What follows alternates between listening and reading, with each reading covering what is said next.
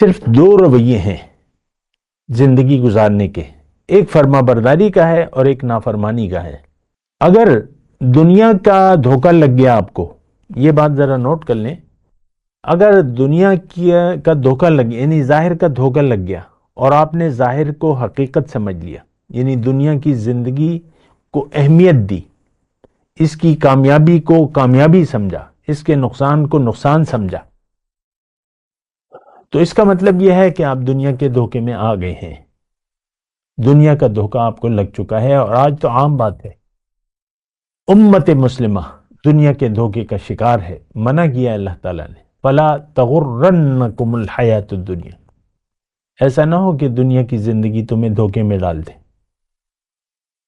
اور وہ دھوکے باز تمہیں جو ہے دھوکہ دے دے۔ تو دیکھیں یہ ساری باتیں جو ہیں بڑی اہم ہیں، اور میں آپ کو نافرمانی کی بات، اگر ظاہر کا دھوکہ آپ کو لگ گیا، یہ بات ذرا جملہ نوٹ کر لیں، اگر دنیا کا دھوکے کا آپ شکار ہو گئے اور دنیا کی کامیابی کو آپ نے حقیقت سمجھ لیا،